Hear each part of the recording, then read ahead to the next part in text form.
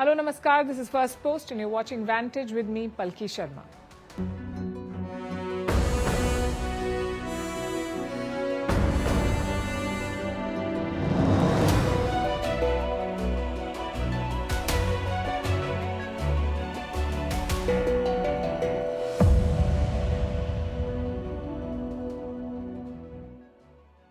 We are coming to you from the Ideas Pod studio in New Delhi on the sidelines of the Raisina Dialogue 2025. We are collaborating with Raisina Dialogue and the Observer Research Foundation to bring you the Ideas Pod, and we hope you've been catching our coverage. Today on Vantage, we begin with the war in Ukraine. A critical call took place yesterday between US President Donald Trump and his Russian counterpart Vladimir Putin. Trump has been pushing for a ceasefire in Ukraine and he got Putin's nod, but only for a partial ceasefire. We look at what happened during this call, what Putin's demands are, and where all of this leaves Ukraine. We also look at Europe, at how the continent is spooked, and how they're planning to deal with Russia. And we are focusing on a new boycott movement that is taking shape in Europe, targeting American goods. We bring you updates from Israel and Gaza after the ceasefire there came to an abrupt halt yesterday. All this and more lined up for you on the show, but first, the headlines. US President Donald Trump hosts top oil executives as he charts plans to boost domestic energy production amid looming trade wars. This marks his first sit-down with oil and gas leaders since returning to the Oval Office. The Philippines says it is trying to expand the Squad grouping of nations to include India and South Korea to counter China's aggression in the Indo-Pacific. Turkish police arrest Istanbul Mayor Ekrem İmamoğlu, a key rival of President Erdogan, as part of an investigation into alleged corruption and terror links. This comes just days before his expected presidential race nomination for the 2028 election. Hours after peace talks in Angola failed, presidents of DR Congo and Rwanda expressed their support for a ceasefire after surprise talks in Qatar. And Google to pay $28 million to settle a class action lawsuit claiming the Alphabet unit favored white and Asian employees by paying them more and putting them on higher career tracks than the others.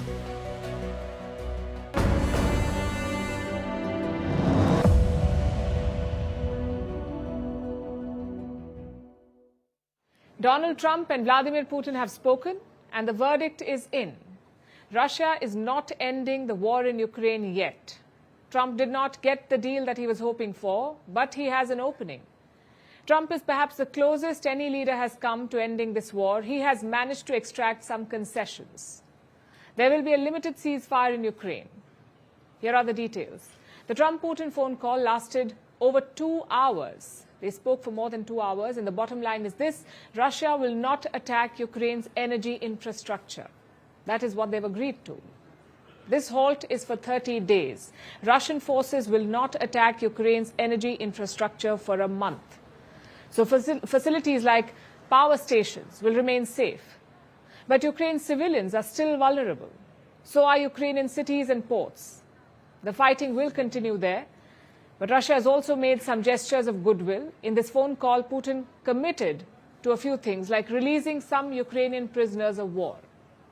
And this release is going to happen in 2 rounds. First, some 23 Ukrainian soldiers will be released. They were seriously wounded during the fighting and they were being treated in Russian hospitals. Now they will be freed. In the second round, there will be a prisoner exchange. 175 prisoners will be released from each side.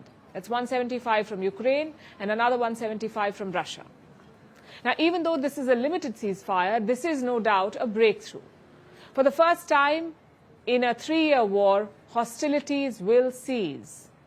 The White House has issued a statement. It has termed this truce a step towards peace. Even though the U.S. did not get the agreement it was hoping for, a week ago, U.S. and Ukrainian officials met in Saudi Arabia. We told you about this, and they agreed to a comprehensive ceasefire, one that would have completely stopped the fighting and started negotiations for a truce. But Russian President Putin was not open to that. Russia has made extensive demands from both the US and Europe to end this war, and we'll tell you about those demands in just a bit. But first, let's tell you about Donald Trump. What did the US president say about the phone call? Trump has issued a statement on Truth Social, his own social media platform. He said the phone call was, quote unquote, very good and productive. Trump is confident that this would lead to a complete ceasefire. But in an interview later, Trump conceded that Russia has the advantage. Well, you have a situation where you have a lot of guns pointing at each other foolishly, because it would have never happened if I were president. That was not a war that was supposed to happen. And it did happen, so that's where we are. And right now, you have a lot of guns pointing at each other, and a ceasefire without going a little bit further would have been tough. Russia has the advantage, as you know. They have encircled about 2,500 soldiers. They're nicely encircled, and that's not good. On the other side, the Kremlin released an extensive summary of the call. The leaders covered far more ground. Trump and Putin discussed the conflict in West Asia, the tensions in the Red Sea, economic and energy cooperation, and some sports too. Putin suggested that ice hockey teams from both countries should play matches. And apparently Trump welcomed the idea. So you could say the ice has been broken. 6 months ago, a phone call like this would have been hard to imagine. Then President Joe Biden had boycotted Putin. Biden termed him a pariah. But the past few weeks have shown how flawed that approach was. Putin and Russia are far from being isolated, and now they're back in the global spotlight, with the US under Trump discussing ways to end conflicts in Ukraine and West Asia. So where does this leave Ukraine? Yesterday's phone call only reaffirms Kiev's weak position. President Zelensky has issued a statement. He said he was waiting for Trump's call to discuss what he discussed with Putin. We support all steps aimed at the end of the war. We will support them. But in order to support them, we need to understand what exactly we support. When President Trump has time, he is a busy man. When he has time, he can call me anytime. He has my phone number. We are ready to talk through further steps with pleasure. And he managed to get that phone call today. He managed to get Trump on the phone earlier today. Both leaders had a call. Ukraine's future is being decided here, remember, and Zelensky says he'd like to know what he's getting into. It is a fair ask, but it also shows what his position is. It's a question that we put to Ukraine's foreign minister yesterday. His name is Andriy Sybiha. We asked him if Ukraine has any leverage in these talks, and this is what he said. What leverage does Ukraine have at this point? We need support of international community. Diplomacy will work after more than 2 years of war and thousands of sanctions? I believe, yes. You think Russia will give up the territory? It's a yes or no question. If there is no ceasefire, do you propose to keep fighting? We are ready to resist. How do you keep fighting? You ask me once again the same question. Because you've not answered my question. We have enough capacities to keep fighting. Like they say, when you're not in the room, you are on the menu. Trump may not have got the deal he wanted, but he very much holds the power to shape Ukraine's future along with Putin. 3 years into this war, Zelensky has fewer options than he started with. Meanwhile, on the battlefield, it's business as usual. We've seen another round of attacks overnight. Both Russia and Ukraine attacked each other, and this happened right after the Trump-Putin phone call finished. Both sides launched dozens of drones at each other. Russia accuses Ukraine of hitting an oil depot. That might count as energy infrastructure, and that is something that Putin agreed that he will not target. But within hours of that concession, Ukraine has been accused of hitting Russian energy infrastructure. So you can see how tenuous this limited ceasefire is. Nevertheless, a partial truce is in place, so it is a small win for Trump because he has been personally involved in these negotiations. The US says talks on the next step will begin immediately, on Sunday in Saudi Arabia. And Russia has reportedly agreed to this. Moscow will lay down all its demands there. But we already have a fair idea of what Putin wants. The Kremlin released a statement after the Putin-Trump call, and I'll highlight some of the points that they made. Russian President Putin wants to know who will control and monitor the border, the line of contact between Russia and Ukraine. Who will control it? Who will monitor it? Next, he wants Ukraine to stop its forced mobilization. He wants Kiev to stop bolstering its military. Putin does not want them to rearm during a ceasefire. And this is the most crucial part. He says, and I quote, "The key condition for preventing the escalation of the conflict and working towards its resolution through political and diplomatic means should be a complete cessation of foreign military aid and the provision of intelligence information to Kiev." Basically, Putin wants the West to stop helping Ukraine. Only then will he agree to a complete ceasefire. So no more weapons, no more intelligence. Ukraine will have to be left to fend for itself. That is Russia's ask. It is a tough ask. Donald Trump may agree to it. He has already done this before, so he might agree to do it again. But the US is not the only one backing Ukraine here. There's still Europe. French President Emmanuel Macron was in Germany yesterday, meeting outgoing Chancellor Olaf Scholz. And this is what he said after the Trump-Putin call. We, of course, followed the telephone conversation between U.S. President Trump and Russian leader Putin. We have also been in contact with President Zelensky and the USA, and were therefore able to speak about it immediately before this press conference. We are in complete agreement that the goal of all efforts must be a just and lasting peace for Ukraine. Going back to Ukraine, we continue to support the Ukrainian army in its war of resistance faced with Russian aggression, and we're right to do that. The first steps are being made, but the objective must remain the same. A measurable and verifiable ceasefire, completely respected, opening detailed and complete peace discussions which will allow a solid and lasting peace and the guarantees that go with it. That's our objective. And of course, that's not conceivable without the Ukrainians sitting around the table. And that's a position we have consistently maintained. Europe wants security guarantees for Ukraine. They want a just peace. And they say it cannot be done without Ukraine at the negotiating table. It sounds like they won't stop sending arms and intelligence to Kiev, not unless Ukraine tells them to stop. And this would violate Putin's quote-unquote key condition. So will Putin soften his stance, or will he be willing to compromise on some of his demands? It appears unlikely at the moment, but we will know for sure after the talks on Sunday. Ending a war is rarely straightforward. Even the prospect of a ceasefire, let alone agreeing to one, comes with complications. And this is the very position that Ukraine finds itself in. It agreed to a 30-day frontline-wide ceasefire without conditions. It seems to have memorized and repeated the words just and lasting peace. But what did it get instead? A theatrical week-long wait, then a limited ceasefire, and a Kremlin readout which says prisoner swaps, hockey matches, more talks, and a month-long mutual pause on energy infrastructure attacks. That's the gist of it. Like we said, it is complicated. Take the last bit, for instance. Moscow says it won't attack Ukraine's energy infrastructure if Kiev agrees to do the same. But we told you what happened last night. Both sides launched air attacks on each other. Russia accuses Ukraine of hitting an oil depot. So much for a mutual pause on energy infrastructure attacks. While Ukraine says Russia targeted civilian infrastructure overnight, including hospitals. Basically, there is a glimmer of hope with this limited ceasefire, but the situation in general remains bleak. So what does this mean for Ukraine? For starters, Ukrainian President Volodymyr Zelensky felt left out, at least yesterday. Yesterday's call was another sign of Ukraine's weak position. The country is at war, its future is being decided, and let alone getting a seat at the table, Zelensky had little knowledge what was discussed. We support all steps aimed at the end of the war. We will support them. But in order to support them, we need to understand what exactly we support.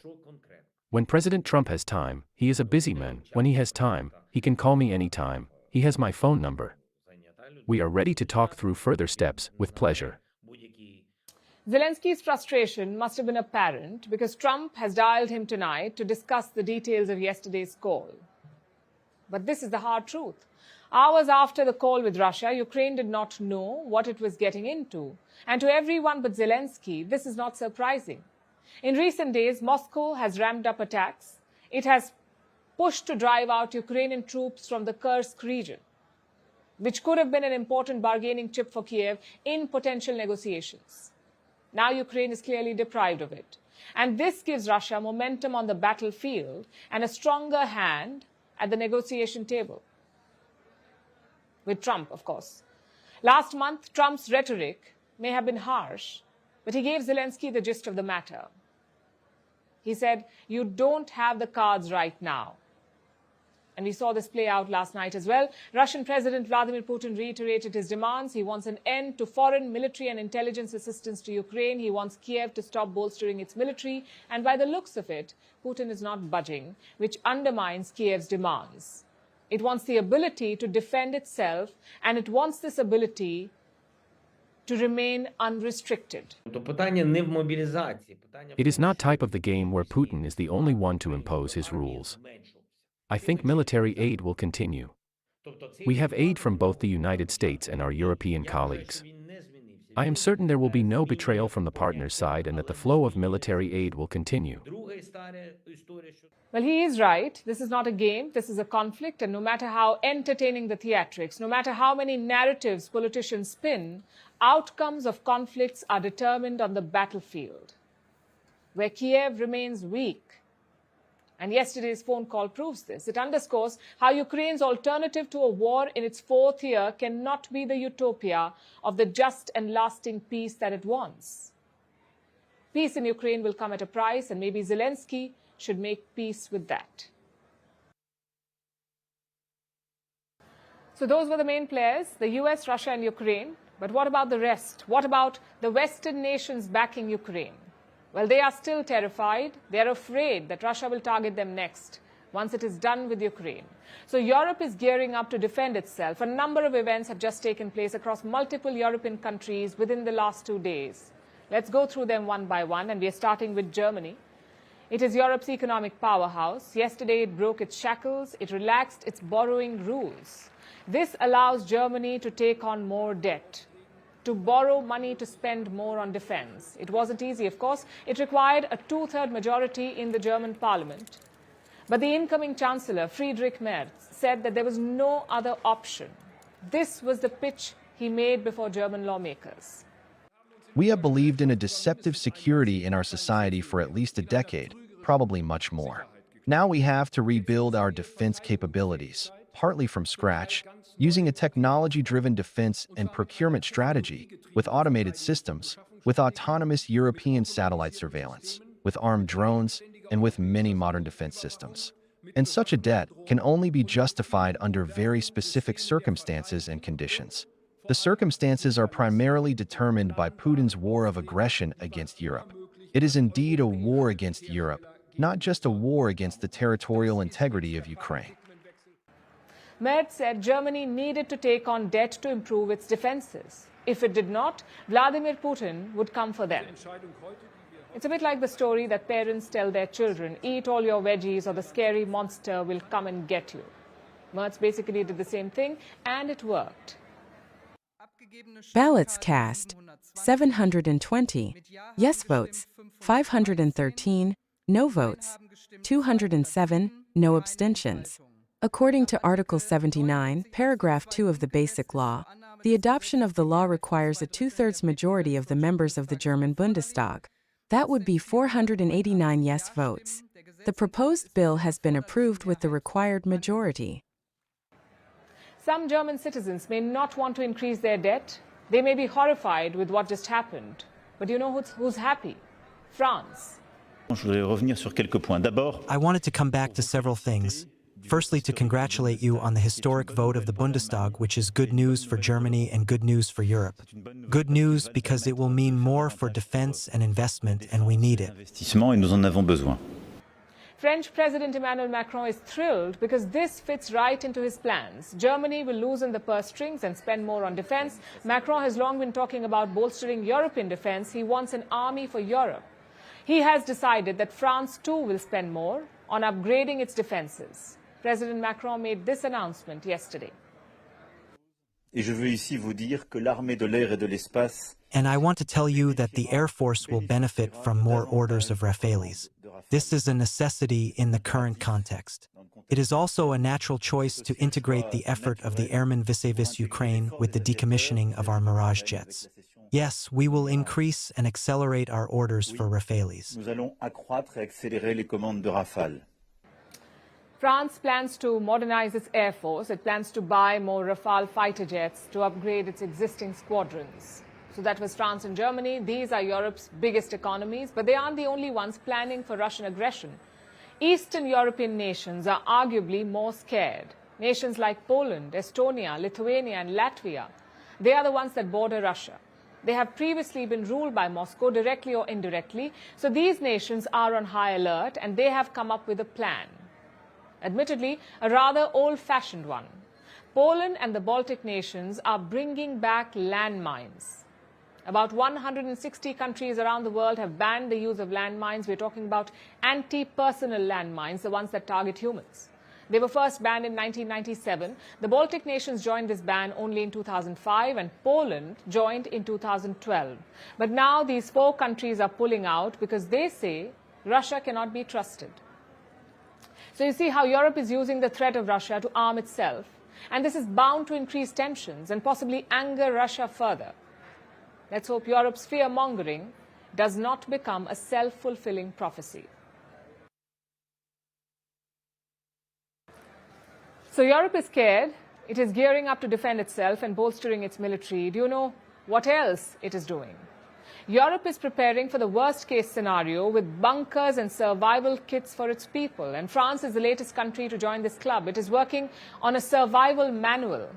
This is a bit like a guide. It will tell people how they can protect themselves in the face of an imminent threat like war.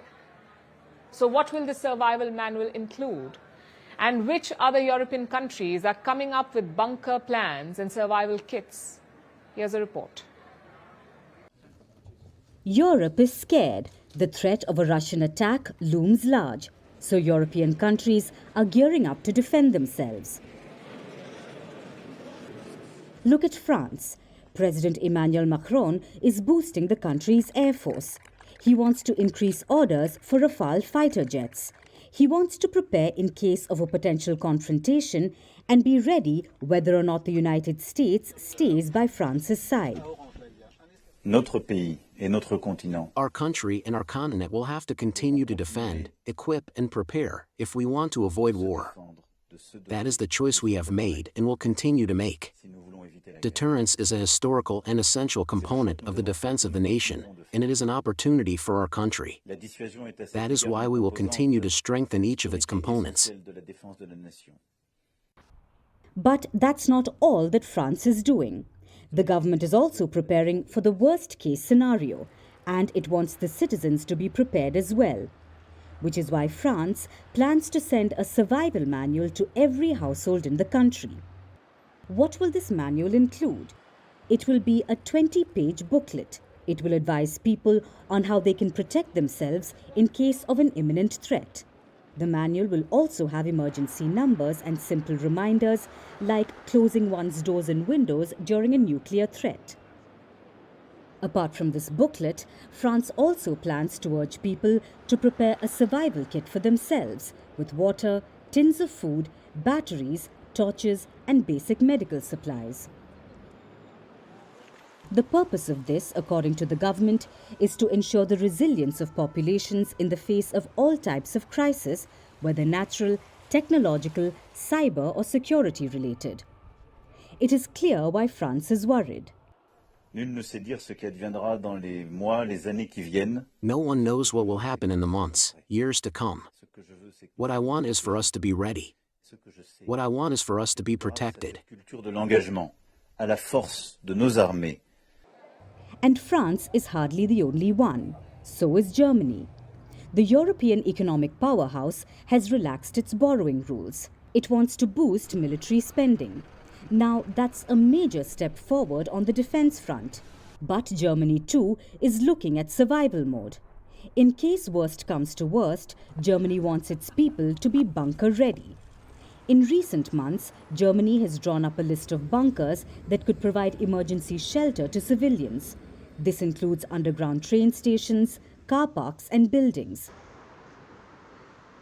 The country is building an app, kind of like a digital directory of these bunkers, so people can locate them in case of an attack. So that's how Europe's two biggest economies are preparing for Putin. But other nations in the region aren't far behind. The Polish government has a survival guide in case of war. It advises the public on how to survive a potential attack or a foreign occupation. Denmark, Sweden, Finland and Norway have released similar manuals for the public as well. Europe can only hope that it doesn't come to this. But when it's about survival, it's always better to be prepared. The previous story showed you how Europe is scared, but many in the continent are also angry. I'm talking about ordinary people, your average Joe, or I suppose your average Johan. Either way, ordinary Europeans are angry, and not just at Russia, but increasingly also at America. And this is thanks to US President Donald Trump. Trump's stance on Ukraine has upset some Europeans. They feel it's a betrayal of Western values to support Putin over Zelensky. And that's one reason for the anger, but perhaps the bigger reason is Trump's trade war. Donald Trump has threatened to impose tariffs on everyone. He has already done it to Canada and Mexico. He has tariffed steel and aluminium from everywhere, but things are about to get worse. New tariffs are set to arrive on the 2nd of April, and it's likely that no one will be spared, no matter how closely they're linked to the US. They will face American tariffs, and this has hurt the Europeans, who see the tariffs as a betrayal of the Western alliance. Ordinary people, of course, cannot influence geopolitics, not directly at least, but they can exercise the power of their wallets. An average person can still make their frustration felt by choosing to boycott American goods, and that's exactly what the Europeans seem to be doing. They're boycotting American brands or products made in the US, and leading the charge are the Nordic countries. Denmark, of course, right up front. The Danes are especially angry because of Trump's tariffs, his approach to Ukraine and Greenland. Greenland, as you would know, is an autonomous Danish territory, but Trump wants to take it over. This has angered ordinary Danish citizens, so they are finding ways to push back. Denmark's biggest supermarket chain is helping with the boycott. It has come up with a simple identification system, a black star on its price tags. The star means that a product is made in Europe. It's as simple as that. The supermarket still stocks American goods. They haven't been removed, but the star system makes boycotting US goods easier. And this is just the tip of the iceberg. You have new apps coming out allowing people to scan products and determine if they are European. Then there are online communities, Facebook groups with tens of thousands of members, all discussing ways to boycott the US. And I know it is ironic, boycotting American goods on Facebook, which is an American social media giant. The groups know this too. But they say nothing else gives them as much reach. This is how the boycott movement is growing in Europe. It follows a similar movement in Canada. There's an enormous Buy Canada, enormous Buy Local movement on the go. It's not a big marketing company coming up with an idea. It's grassroots, it's organic, it's from Canadians themselves, and that's what we have to grasp is how big this movement is. It's kind of swept across the country overnight by itself. The movement seems to be sweeping across Europe as well, and it seems to have swept away one brand in particular, Tesla. These days, Tesla CEO Elon Musk is synonymous with Trump because he funded Trump's election campaign, and now he's a top advisor to the US president. So obviously, Europeans are targeting Musk too. Tesla sales in Europe were down by 45% in January, 45% compared to a year ago. Europeans are switching to local alternatives, even if they're more expensive. And sometimes the anti-Tesla sentiment has turned violent. The cars have even been set on fire. All of this shows European anger. It would have been unthinkable just a few months ago, this level of anger against the United States of America. But this is the reality now, and things may get worse on April 2nd, when the new batch of Trump tariffs come into effect. Last year, Ramzan in Gaza started on an optimistic note. There were ceasefire talks. Those talks did not yield peace, but this year, the Strip has had more to cheer about. A ceasefire deal was finally reached, and Gaza was picking up the pieces, especially during the holy month for Muslims. They were hoping for an Eid without airstrikes. But Israel's strikes have shattered all such hopes. On Monday, Gazans woke up to Israeli airstrikes. More than 400 people have reportedly been killed, including 174 children. It is one of the single highest one-day child death tolls in Gaza's history. And Israel says it is not done. reports suggest that it is preparing for more strikes. Prime Minister Benjamin Netanyahu says all negotiations will now take place under fire. I have promised you many times, if Hamas persists in its refusal and does not release our hostages, we will return to fighting. And indeed, we have returned to fighting. We have returned to fighting with strength. From now on, Israel will act against Hamas with ever-increasing force. From now on, negotiations will take place only under fire. Yesterday, I spoke to Eden Bartal. He is the Director General of Israel's Ministry of Foreign Affairs, and I asked him if the airstrikes would be followed by a ground operation. He did not rule out the possibility. Listen to what he said. Naturally, we cannot disclose any further details about Israeli plans to the public. However, we will take every measure necessary to free the hostages. I would say that the objectives of this war, which Hamas started, were outlined from the beginning by the Israeli cabinet and have remained unchanged. So what's the reason for this offensive? Israel says it is trying to force Hamas to release the Israeli hostages in the Strip. Remember, the 2025 Gaza ceasefire had 3 phases. Phase 1 was a temporary ceasefire, including an exchange of hostages and Palestinian prisoners. During this phase, talks were supposed to start for the second phase. The second phase of a permanent ceasefire in the Gaza Strip. But Israel is said to have avoided those talks. It says Hamas has used the ceasefire to rearm and regroup, and that it is planning a new attack on Israel. Hamas remains an active terrorist organization that controls Gaza, and despite ample time for negotiation, it has refused to release hostages or lay down its weapons. Israel has no choice but to act in order to free its hostages and protect its citizens. Meanwhile, Itamar Ben-Gvir has been reappointed as the security minister. Ben-Gvir left the government over disagreements about the ceasefire. He had left Netanyahu's government with a thin parliamentary majority. But now, with the ceasefire in peril, Ben-Gvir is back. He has joined the government again. Meanwhile, the Israeli opposition is up in arms. They have accused the government of having no red lines. Former Prime Minister Yair Lapid has called for mass protests. He wants the public to come out in the streets. Across the world, protests are already taking place in multiple countries. People are asking Netanyahu to resign.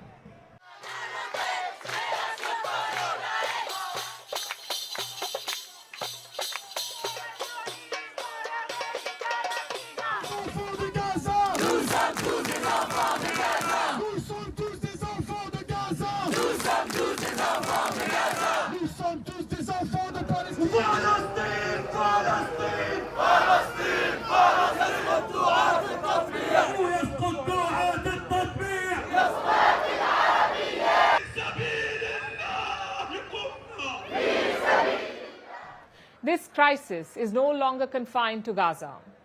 The region is on edge, with new flashpoints emerging. U.S. forces have bombed several places in Yemen. This includes Sada and Hodeidah. The Houthis have hit back. They attacked another U.S. warship in the Red Sea, which is the second such strike in 24 hours. So as tensions escalate in Gaza, fears of a wider conflict are mounting. The fragile hopes of a lasting truce have been shattered by the fresh strikes. And the humanitarian toll continues to rise. With each passing day, the path to peace is becoming harder to see. As the world watches, protests rage and diplomats scramble for solutions. For those on the ground, survival is the only immediate concern. The question now is not just how this war will end, but whether it will ever truly end. Now let's talk about trade, or rather the weaponization of trade as a form of foreign policy. We are seeing it in real time with the way Donald Trump uses tariffs. He slaps tariffs on Canada. They respond in kind. So then Trump threatens to double the tariffs. He tariffs the EU. They respond. So Trump threatens 200% tariffs on wine and champagne. Clearly, tariffs are no longer being imposed just for economic advantage or protectionism. They are now being used punitively to force another country's hand. But Trump did not start this trend. It has been going on for years with sanctions. The concept of economic sanctions is essentially the same: the weaponization of trade. Earlier today, I spoke about this to Dr. S. Shankar, India's External Affairs Minister, at the ongoing Rise in Our Dialogue. Take a look. I want to ask you, historically, India has shied away from weaponizing trade and financial institutions. And you yourself have said that we are not in favor of national sanctions. But with the way the landscape is changing, and you've heard all the other players speak, do you think that trade barriers and tariffs and tech sanctions or tech restrictions have a place in our foreign policy or should have a place in our foreign policy? Before I come to that, I just want to say, I can see there are really three capitalists sitting on this side, but I'm impressed to be seen as a commissar. It's a term from my youth, and I was quite amused to see it being used in this age, but I take it as a compliment. Now, your point, tariffs, sanctions, what's happening, export controls. I think whether we would like it or not, they are a reality. Countries use them. In fact, if one looks at the last decade, I would say we have seen a much greater weaponization of pretty much any kind of capability or any kind of economic activity. It could be financial flows, it could be energy supplies, it could be technology. This is the reality of the world. So, since I take the world as it is, we have to negotiate our way through that and see, how best we can do for our own country. Because at the end of the day, for a government, for a commissar of the government, you fight for your business. You fight for your business because you're fighting for your employment. You're fighting for your comprehensive national power, of which business makes a very important contribution. And I think today the lines, dividing different domains have eroded. And I think overall, if you see in international relations, I think it's a less restrained culture today than it was, say, a decade ago. And that's something we all need to factor in. Does it bother you, the blurring lines? I'm not, I wouldn't say it would bother me because I've seen its evolution. I mean, I just accept it as part of the playing conditions. So it's part of the assumptions. It's part of the challenge. And I would deal with it, ideally even leverage it where I can. How do you see the weaponization of things that were intended to be global goods like SWIFT or social media or telecom? Do you think that undermines trust in these institutions? And does it push India then to explore alternatives, perhaps homegrown ones? Well, there are different ways of dealing with weaponization. One is to stay on the right side of the weapon. So, you don't get hit, others do. But look, here's the reality. The world today makes business decisions, factoring in national security in a manner in which it did not do so before, especially in the digital era. In the digital era, I think it's not just about cost, it is about comfort, it is about trust. So if you are today looking at this serious, at a strategic level, the business conversations, you keep hearing resilience, reliability, trust, transparency. So you want to do business more and more with those with whom you are secure. And your earlier point that everybody has, every partner offers some risks, yes. But you would rather take the risks with those where your interests are not contradictory, then the risks are not that great, rather than those with whom your interests could clash or do clash.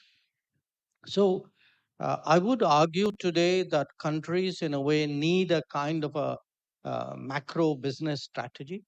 And certainly, when you look at India, when we look at the world today, we see, we are involved right now in 3 big trade negotiations with the EU, with the UK, and now with the United States. These are our growth markets. These are our technology partners. This is where people go for education. This is where people go for tourism.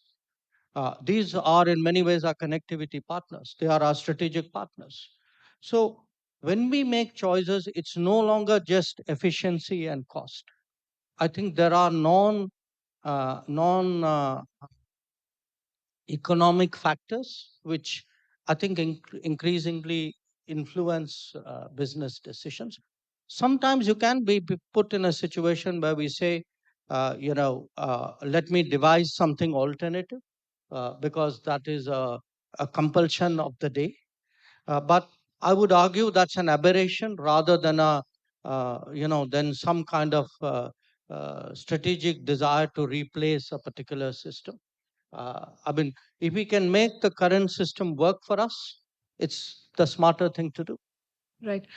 Before I open it to the audience, I want to ask you one last question, and this is something that we've discussed internally as well. You see, foreign policy was designed to deal with countries, but today companies are sometimes more powerful than countries. For instance, you have Elon Musk and Starlink. With one flip of the switch, they can change the course of the war in Ukraine. Do you think foreign policy then needs to evolve, or do you leave it to regulators and financial institutions? No, one, historically, that's not entirely the case. I would remind you of a company called East India Company, which became so big. But it's a valid point. I mean, the market cap of many companies today would probably entitle some of them, I don't know, maybe even to be part of the G20. This is, again, a reality we have to deal with. So sometimes, you deal with them in tandem with the government. Sometimes you deal with them directly, but you have to deal with them. I mean, this is the necessity in my business. They set off to spend 8 days in space. Their trip lasted 9 months. But finally, they're back. NASA astronauts Sunita Williams and Barry Wilmore have finally arrived back on Earth. They made a fast re-entry through the Earth's orbit, followed by a gentle splashdown off the coast of Florida. They came out of the hatch, waving and smiling, bringing an end to a mission that has captivated global attention for months now. So what did they do in space for 9 whole months? How was their journey back? What lies ahead of them in terms of recovery? And how is the world reacting to their return? Our next report tells you. The task get going, and you have. Earth circled 4,576 times. Good handle. Distance traveled 195 million kilometers. Days spent in space 286. That's 278 days longer than anticipated. But finally, Sunita Williams and Barry Wilmore are no longer stuck in space. They have returned to Earth. So right now what we're doing on board Dragon is preparing for that undocking sequence to be commanded. Hitching a different ride home than the one they went up on. Their SpaceX capsule made a fast re-entry through the Earth's atmosphere. Then 4 parachutes opened and the astronauts splashed down in calm waters off the coast of Florida as a pod of dolphins circled the craft. Screen, we can see dolphins actually who want to come and play with Dragon. Now, one of the fast boats there in place working. A recovery ship lifted the capsule out of the water, and within an hour, the NASA astronauts were out of their capsule. They smiled and waved, bringing an end to a mission that was supposed to last 8 days, but went on for 9 months. She, like her other crew members, now will be assisted onto the mobility aid. The saga began last year in June. Williams and Wilmore took part in a space flight on the experimental Starliner developed by the aerospace company Boeing. The capsule suffered technical problems. It was deemed too risky to take the astronauts home. So Starliner returned safely to Earth in September, empty. 3 out, currently reefing. While the NASA pair had to stay back. They have only been able to return now after being stuck in space for more than 9 months. The astronauts have regularly spoken about being comfortable with their situation. While they were up there, they carried out an array of experiments. They conducted spacewalks. In fact, Williams broke the record for the woman who spent the most hours outside a space station. Number 2, the team also played dress up for Christmas. We have here with us to just prepare, which will be sort of fun. But their journey has gripped global attention, and their return is being embraced. NASA officials have praised their resilience. You know, the thing I think back of this whole time frame is how really resilient Butch and Sunny were the whole time. I mean, they launched on what was going to be a short test flight with the crew flight test vehicle with Boeing. And then they moved very quickly into station increment operations, and they became seamlessly part of the International Space Station. And they did that because they're experienced astronauts. Meanwhile, people are celebrating the return, especially in Williams's Indian ancestral village. बहुत ही खुशी है sir, पूरी रात जगे हुए, रात भी जगे, रात को भी हवन चली है और सुबह भी हवन करना है, कल भी भंडारा करना है. So what happens next? The astronauts reunited with their loved ones and were quickly hustled away for medical checks. After all, space is tough on the human body. That is none other than Sunny Williams. When they come back to Earth, it's still a big difference going from that weightlessness to suddenly being under gravity again. So they have to adapt to that both physically and mentally. So they will be under direct medical supervision for a couple of weeks. Then they'll continue to do physiotherapy to make sure that they're getting back to normal as quickly as possible. So the world has breathed a sigh of relief. The astronauts have returned home. But it will be a while before they readapt to living on Earth. That is none other than Sunny Williams. Big smile, big... For our last story tonight, let's talk about the ocean. It covers 70% of the Earth's surface, yet more than 80% of it remains unmapped and unexplored. Simply put, we know very little about the ocean. But a new discovery could upend what we do know. According to a recent study, lumpy metallic rocks in the deepest reaches of the ocean could be making oxygen. These are rocks in the darkest pits of the ocean. Sunlight does not reach these depths, but scientists say that this is where some rocks are producing oxygen, or what's being called dark oxygen. How is this possible, and what does this mean for us? Here is a report. Oxygen is vital for life. About half the oxygen we breathe comes from the ocean. It is made by marine plants as they photosynthesize. As you already know, this process requires sunlight. But what if sunlight was not required to produce oxygen? This may sound bizarre, but it could be true, because scientists have discovered dark oxygen. According to a recent study, lumpy metallic rocks on the seafloor in the deepest, darkest reaches of the ocean could be making oxygen in the absence of sunlight.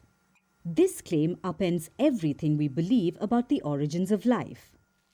According to the long-established view, life was made possible when organisms started producing oxygen via photosynthesis about 2.7 billion years ago.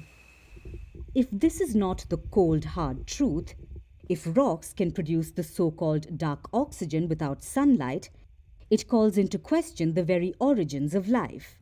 So how exactly is this happening? Scientists say that in the depths of the deep sea, where no sunlight can penetrate, oxygen appears to be produced by nodules.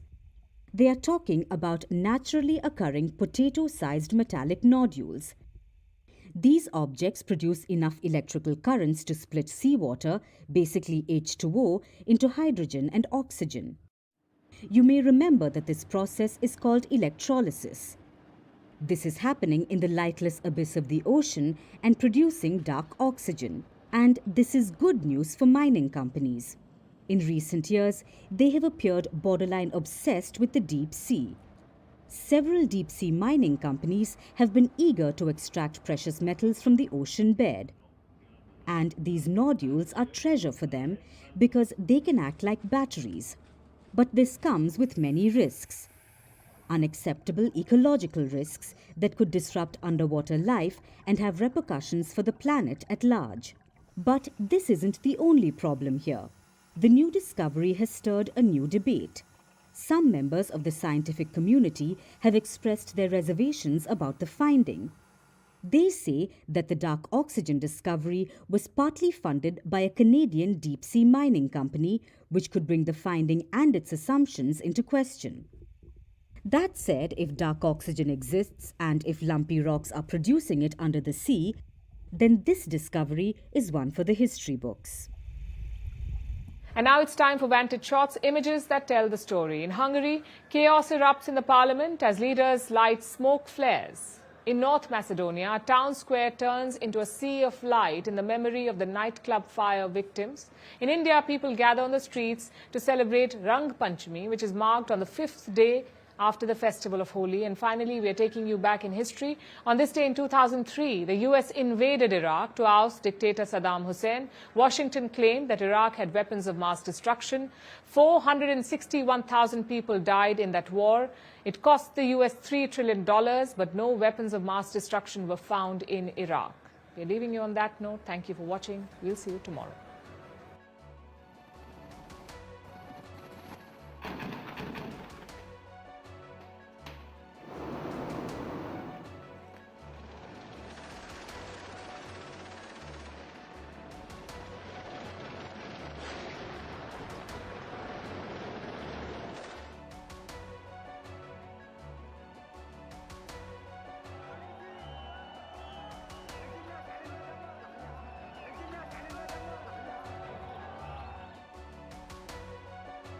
Képviselőtársamat őrizzék meg, összegző jelentését pedig most az összegző módosító javaslatról döntünk.